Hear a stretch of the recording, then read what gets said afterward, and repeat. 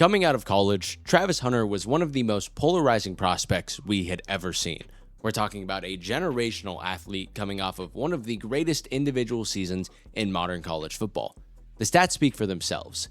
In his Heisman season, he had 96 receptions, finishing 5th in the nation with 1,258 receiving yards and 2nd with 15 touchdowns. What made these already impressive stats jaw-dropping was the fact that he was one of the best corners in the nation at the same time. He played over 1,400 snaps in the 2024-2025 season, around 700 on each side of the ball, meaning he was elite at 2 separate positions while never coming off the field. He, of course, won the Heisman. He won the Blitnikoff Award, which is awarded to the nation's best receiver. He won the Bednarik, which is essentially the Defensive Player of the Year. And I truly believe he should have won the Thorpe Award, which is awarded to the nation's best corner. And I'm not the only one who thinks that. You'd think a player with his athleticism and accolades would be at the top of most people's boards, that there wouldn't be much discussion about when and where he'd be selected. Oh boy, you'd be wrong. Many people were anti-Travis Hunter. They made arguments that his snap count was the only reason he won so many awards, that he wasn't the best at either position, so he shouldn't be considered a top prospect in the upcoming draft, which led to their most important argument, that he wouldn't be able to sustain his two-way play at the NFL level. Me? I was not one of those people.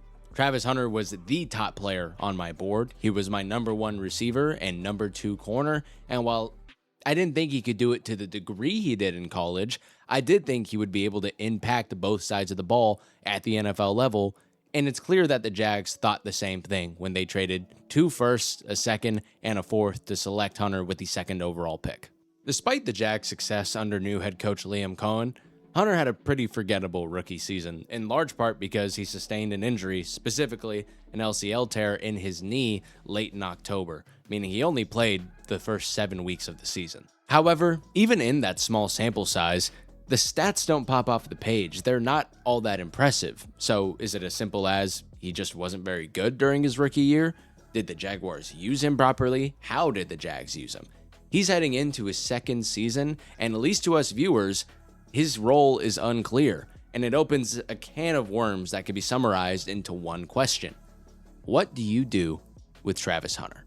I asked myself that question and decided to watch all 501 plays that he was on the field, keeping track of the amount of snaps he had on each side of the ball, keeping track of the amount of times he lined up outside or in the slot, even the amount of times that he went in motion.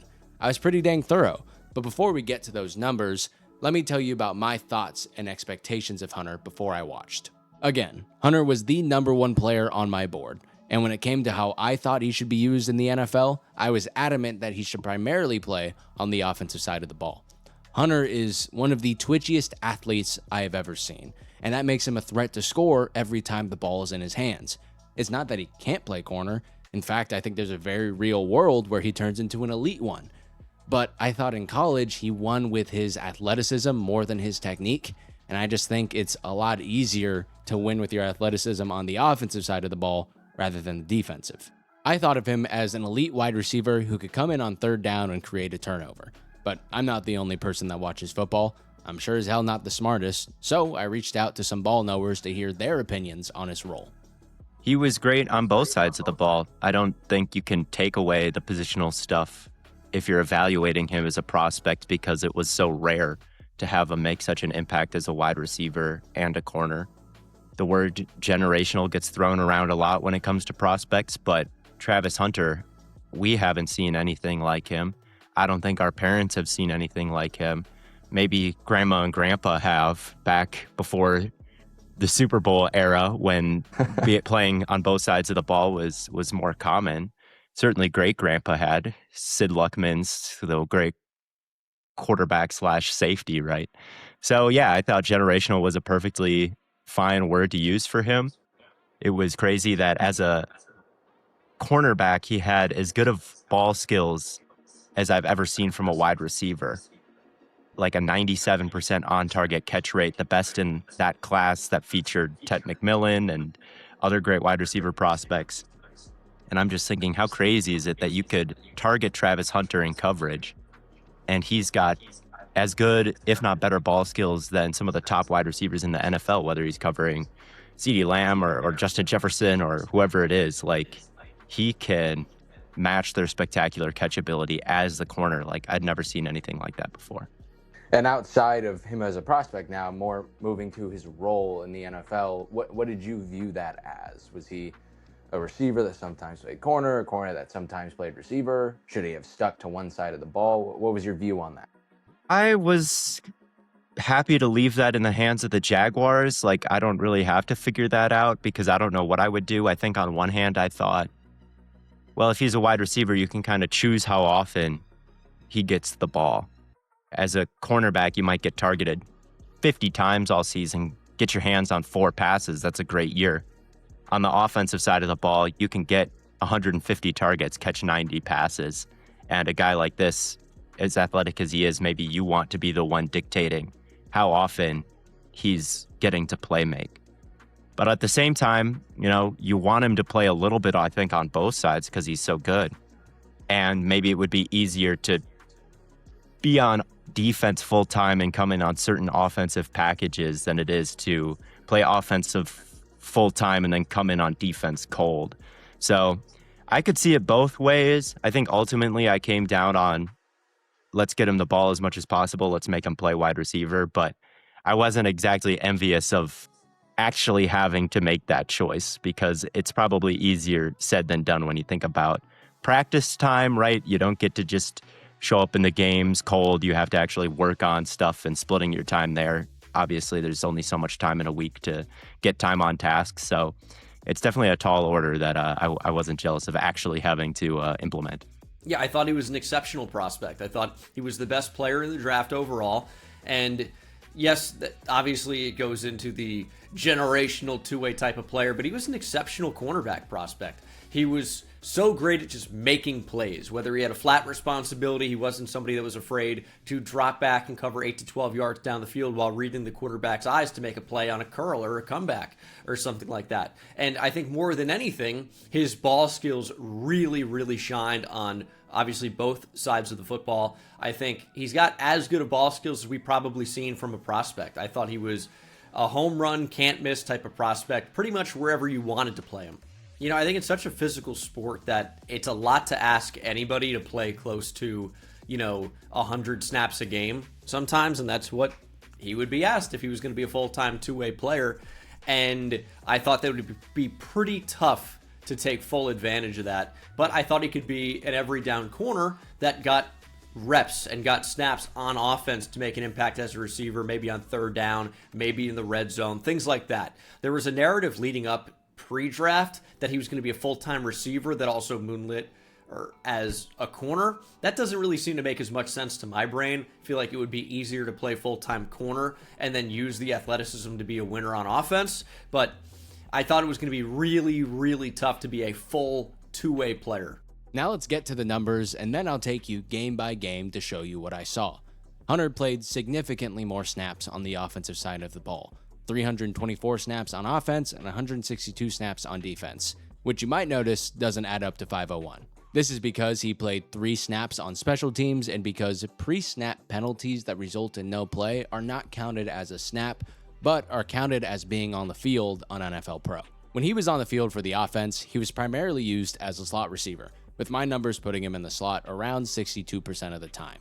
That puts him outside around 38% of the time, and even then, he was rarely actually on the ball for reasons that we'll get to later.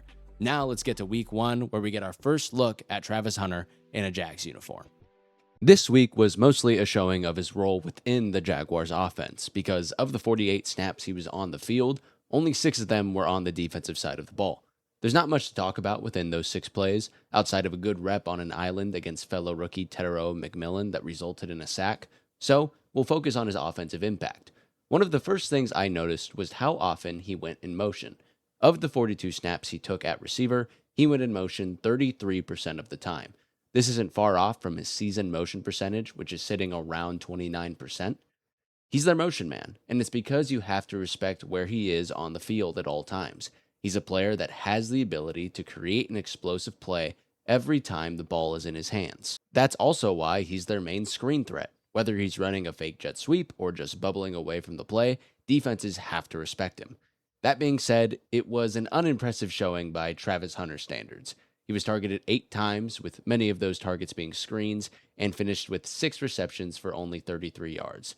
The 2 times the Jags targeted him more than 5 yards down the field resulted in a drop on an albeit bad throw from Trevor Lawrence and an interception on a great play in zone by J.C. Horn. This is his very first game as an NFL player. There's no need to nitpick the small things just yet as he adjusts to the NFL level of play. Let's move on to week 2 against the Bengals, where we see the first of a couple frustrating games.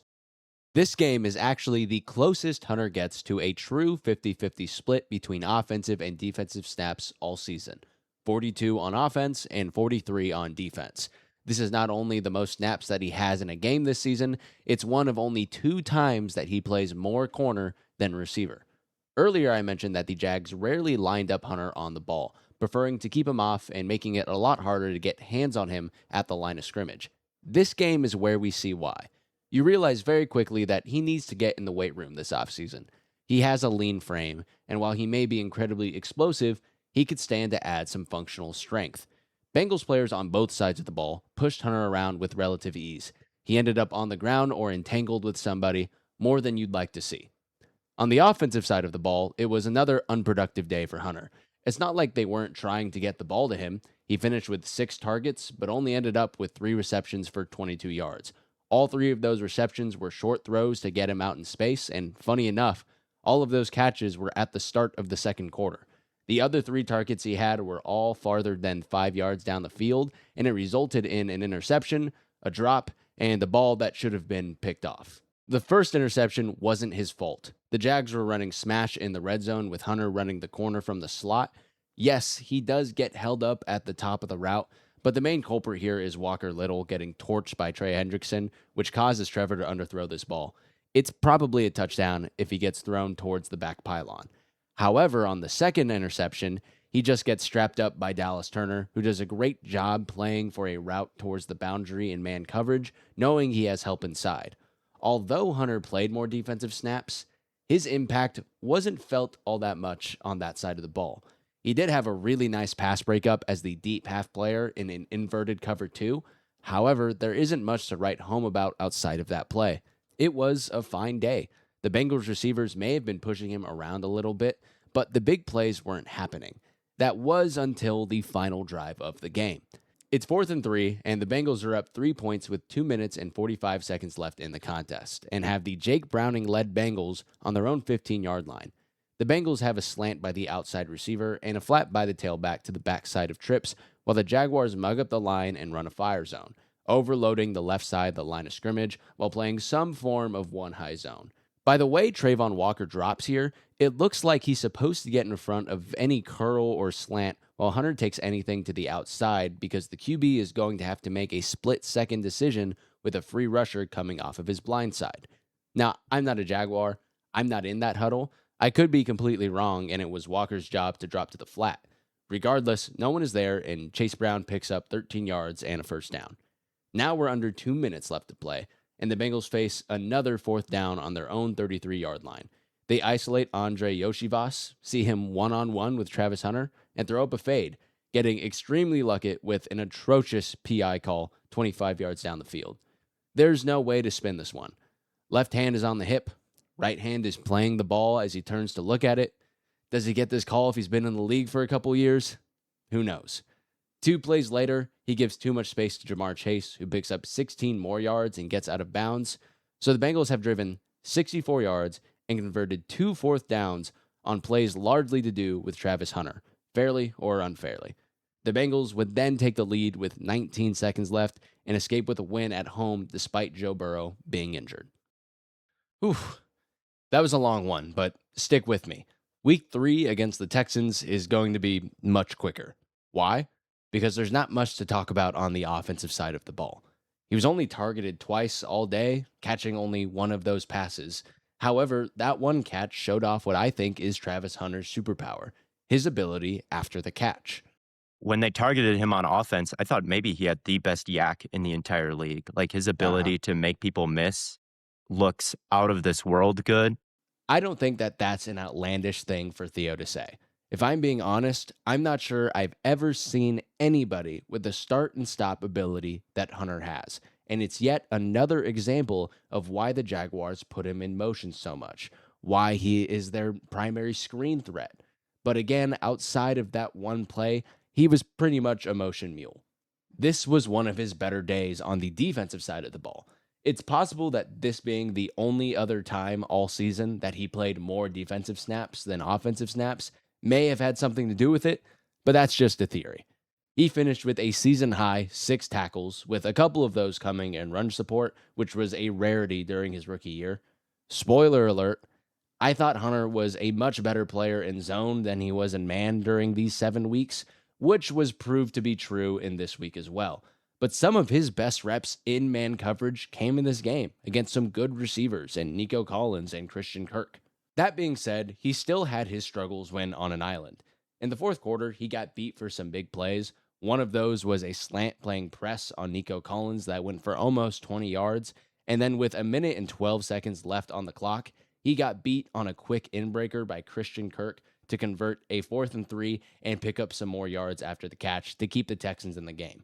In case you're not keeping track, that's 3 fourth down conversions on the final drive of a game in 2 weeks, although one of those is hard to hold against him. Luckily, it didn't cost them the game this time, as the Jags narrowly escaped with a 17-10 win. Also, as a side note, he switched arm sleeves at halftime for some reason, and that is not relevant information in the slightest, but I wrote it down and figured I'd let you guys know. Week 4 against the 49ers is the least amount of snaps he played all season, playing just 47 snaps total, with 38 of those snaps coming on the offensive side of the ball. There's not much to gain from those 9 snaps on defense, outside of yet more evidence of struggle playing man coverage. The only time he played press man all day was against Ricky Pearsall on 3rd and 2, where he got smoked on a hitch. Is it a big play in the grand scheme of things? No. But it's starting to become a recurring theme. Teams target him when they see man coverage on a money down, and it's working. Quick note, all 9 of his defensive snaps came in the first quarter, with his rep against Pearsall being his last. Was it the rep? Was this the plan the whole time? I'm not sure, but it's interesting. His day on offense was a mixed bag. He had some really high highs, but some equally low lows. He finished with 5 targets for 3 receptions and 42 yards, with 28 of those yards coming on the highlight of his day. It's 3rd and 15 on the Jags 6-yard line. They line up trips to the left side of the field, with Hunter in the slot running a bender up the seam into the 49ers quarters look. T-Law ends up putting a bit too much sauce on the pass, but that's not a problem when you have generational ball skills. Hunter leaps in the air, looks the ball into his outstretched hands, and ends up securing the ball with one hand due to the DB ripping down his left arm. This is the first time the Jags have had success getting him the ball down the field, and it's a welcome sight. You almost forget how good his hands are until this moment in the season. Another thing to note is that his chemistry with Lawrence still has a ways to go. He missed Hunter wide open on a comeback, which again is not a big play in the grand scheme of things, but their chemistry will be a topic of discussion in a bit, so I want you to keep plays like this in mind. However, outside of his big catch and a pair of short grabs, he didn't do a ton in this game, and that's because he ran into a problem. That problem being the 100th pick in his draft class, slot corner Upton Stout. You'd expect a rookie versus rookie matchup to go Hunter's way, but Stout had him strapped up all day. I was actually so impressed by Stout's performance that I ended up making a TikTok video about it. He was that dominant. Hunter was targeted twice with Stout in man coverage, with one of them not being counted towards his snap or target count because it ended in a BS defensive PI call, which resulted in no play, which is a shame because it may have been the most impressive play of the game. An off man, Stout attached himself to Hunter's hip while keeping his eyes on Hunter's lower half, which puts him in a great position to break down and make a diving grab in front of Hunter as he breaks to the outside. The other target was once again another fantastic off-man rep where he stayed patient despite Hunter's release and drove downhill to play through his hands for the incompletion. And those are just the targets. That's not even talking about the multiple times that Stout mauled him as he was running his route. Another example of Hunter needing to add some functional strength. He also fumbled in this game, but luckily it was recovered by a teammate, so we don't need to make it a big deal. They beat the 49ers 26-21, making them 3-1 on the season with their biggest test on the horizon. Yes, I know the Chiefs were unimpressive this season, but we didn't know that in Week 5. All we saw was an opportunity for this Jaguars team to cement themselves as one of the best teams in the AFC on primetime football. More importantly, for the sake of our video, this was Hunter's first time under the lights, and he did not disappoint. You could make an argument that this is the best game he played all season, especially if you value the fact that the Jags won this game 31-28. Hunter shined on the offensive side of the ball. He had the least amount of targets he will have all season, and yet still finished with the most yards he's had up to this point. He was targeted 3 times, catching all 3 passes for 64 yards. All 3 plays were impressive too.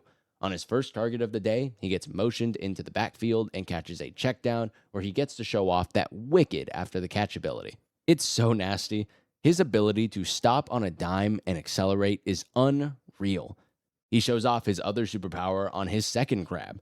The Jags want to hit him on a deep shot off of play action. After motioning Hunter to the outside, they have him run a deep over route, and if Lawrence isn't under pressure, there's a world where he's able to hit Hunter in stride for his first NFL touchdown.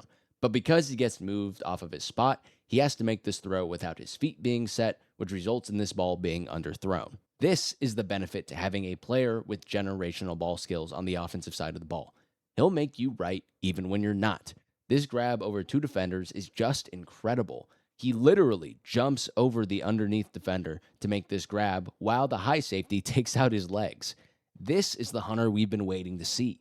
His last catch of the day isn't as exciting, but it's still an impressive play after the catch nonetheless. He also had a good day on the defensive side of the ball. He didn't make the mistakes he had been making in the previous games. He forced an incompletion while covering Travis Kelce one-on-one. He was playing confident and smart in zone. He was stride for stride with fellow rookie Xavier Worthy on a deep shot that fell incomplete. He's still not creating turnovers just yet, but you have reason to feel optimism. And considering the fact that he played 25 defensive snaps and didn't have a mistake, this is his most impressive defensive performance of the season thus far. You'd think after a game like this, it'd be smooth sailing for Hunter from here on out.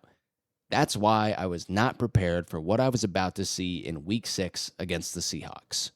Don't worry, this isn't an ad. I'm just reminding you guys to like and subscribe. You might notice we had a bit of a malfunction with the soundboard. I need you guys to do me a big favor and just imagine it's there. Those watching this video who have watched my content before know that I'm mainly on TikTok. I'm mainly making short form content. And while I love doing that, I'm going to continue to do that.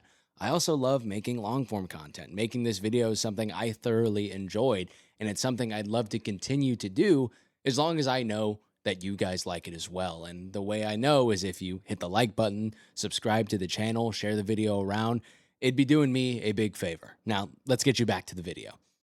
I'd bet a lot of money that this is the most frustrating game of Travis Hunter's life. In this game, he played by far the most amount of offensive snaps that he has had up to this point in the season, 59 to be exact. Yet despite being a part of 77% of the Jaguars' offensive plays, he finished with a season-low 15 yards. It's not like the Jags were ignoring him. In fact, they were actively trying to get him the ball. Hunter finished with 7 targets and 4 receptions. They tried to throw him screens that this incredible Seahawks defense just destroyed before he could make it back to the line of scrimmage. They put him in the backfield on multiple plays to manufacture touches for him that fell incomplete. He had a drop. He, on multiple occasions, got strapped up by fellow rookie Nick Eamon-Wari. And even more interestingly, there were plays where he was open and Trevor Lawrence just didn't throw him the ball. Like on this play. It's 3rd and forever, and the Jaguars have Hunter aligned in the slot, running a deep dig at the sticks, while the Seahawks run what looks like cover 6. I get it. Lawrence is under pressure and is forced to move off of his spot, but as he climbs the pocket, he finds not only space to throw the football, but a window to hit Hunter for a first down. It's a tough throw, but it's a throw Trevor is capable of making. Yet he checks it down to Etienne, and the Jags have to punt on the ensuing play. This is where we see the first sign of frustration from Travis Hunter, who throws his hands up in confusion as to why he didn't get the ball. Their lack of chemistry is rearing its head again.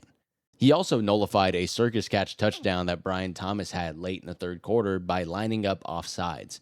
A rough day at the office, and we haven't even talked about his defensive snaps yet. There's a lot to talk about, while there's also not much to talk about. I know that sounds confusing, but let me explain.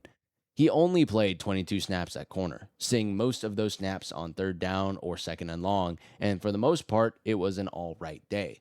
He had this weird-looking pass deflection against Jackson Smith and Jigba, and outside of getting taken for a ride by Torrey Horton before the end of the first half, there weren't many mistakes. That was until late in the fourth quarter. The Jaguars are down 8 points with 5 minutes and 44 seconds on the clock, while the Seahawks have the ball backed up on their own 7-yard line. JSN is isolated to Hunter's side, but before the snap, the tight end motions over to make it doubles, and there is a clear shift in the Jaguars' defense.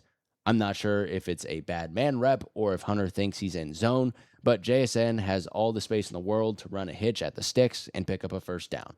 I was just going to jot it as a bad play and move on, but then I noticed something. Hunter turns toward his own sideline and is clearly animated and upset about something.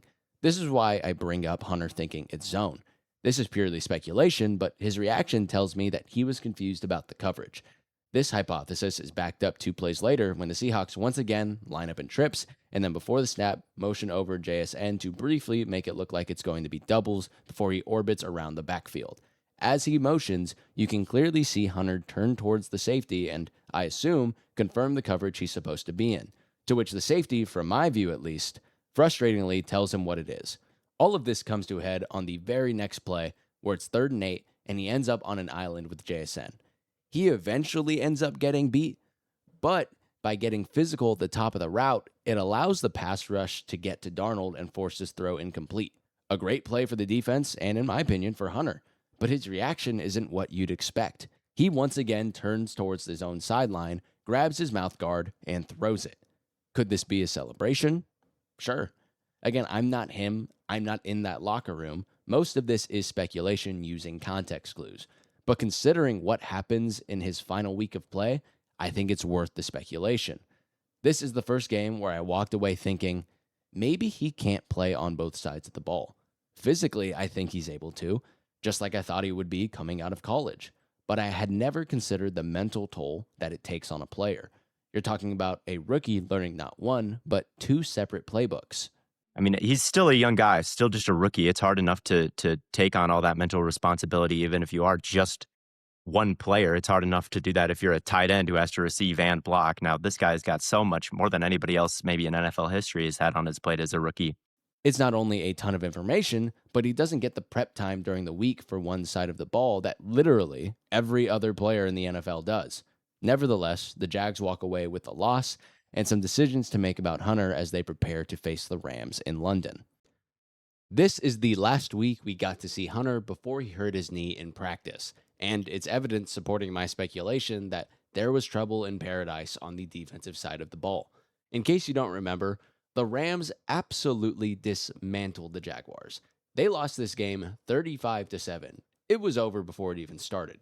Yet, despite being down 21 points at halftime, Hunter doesn't play his first defensive snap until midway through the 3rd quarter, which was only one of 14 defensive snaps he had all day. Compare that to the 67 snaps he played on offense, and we clearly see that Hunter was not a part of the defensive game plan this week, which is a shame because he looked good in those 14 snaps. On his first rep of the day, he forces an incompletion down the field against Devontae Adams in press man coverage. That may have been the only time he got his hands on the ball, but it was a mistake-free day outside of that. Hunter playing the most offensive snaps he did all year yielded some incredible results.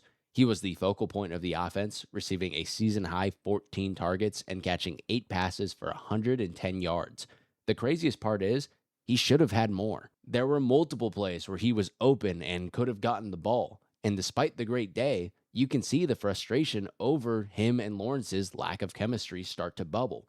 On this play, he would have scored if Lawrence wasn't so quick to pull the trigger to beat TJ. I get where Lawrence is coming from. It's 3rd and 3, and he just wanted to pick up the first. But points were left on the board, and as you can tell by Hunter's reaction, he knows it. On this rep, the Rams mug up the line of scrimmage, but only end up bringing 4, with one of the players being Quentin Lake, who comes screaming off the edge. This is a tough situation for Trevor to be in, and if he wanted to hit Hunter up the seam, he'd have to set his feet and fire while taking a hit. Instead, he tries to spin out of the sack, but is unsuccessful. Hunter is not a fan of his decision, shown by the jumping up and down in frustration. He even at one point puts his hands on his head in disbelief as Parker Washington dropped a pass. It's hard to blame him with how he was playing. Every time the ball touched his hands, good things happened. He continued to make plays after the catch. I thought it was his best day as a route runner. He made some difficult grabs and even scored his first NFL touchdown on a deep shot after beating the slot in man coverage. It doesn't reflect on the scoreboard, but the impact of him on the offensive side of the ball is undeniable. If you take winning out of the equation, I thought it was the best game of his rookie season. It's an extremely high note to go out on, but it's such a shame that this is the last we saw of him. So, we've watched all the tape. We saw his highs and we saw his lows. So now we have to try and answer that question we asked at the beginning. What do you do with Travis Hunter? I came to a conclusion that I honestly didn't think I would get to. I was adamant coming out of college that this was a true two-way player. And while I wouldn't completely rule that out because that is a huge part of his appeal as a player, I'm not so sure that's the case anymore. Physically, I still very much think he can do it. Mentally, I think if you give him enough time, he could probably do it too. But that's the problem. I think it might just take too much time to get the best version of Hunter on both sides of the ball. We're talking about the second overall pick. You want him to have an impact now, not have an impact by the time he gets his second contract. I'm just worried that if you keep dividing his time between offense and defense, that you're getting a watered down version of an elite athlete. Let me ask you this question. Would you rather have a good receiver on offense and a good corner on defense going both ways? Or would you rather just have an elite wide receiver, one of the best wide receivers in the sport, on offense all the time? I think I'd take the elite receiver. And that's where I've landed on his role as well. I thought his best position coming out of college was receiver, and that hasn't changed. In fact, it has only grown. I was not particularly impressed with his play at corner throughout his rookie season, but each and every week it felt like he got better at receiver. And if he had just gotten all the opportunities that he should have, the numbers would have looked a lot better at the end of his rookie year. But as Theo said himself, I am not envious of the Jaguars' position. I'm very happy I'm not the guy who has to make that decision. As it stands right now, it seems like the Jags are fully committed to him being a two-way player. I don't blame him. I hope it works out. I hope he is an absolute stud on both sides of the ball next year. But if he's still not producing as we get later into the season, I really do think the Jags should consider moving him to one side of the ball. I hope you guys enjoyed the video. I had an absolute blast making it, and I'll see you guys in the next one.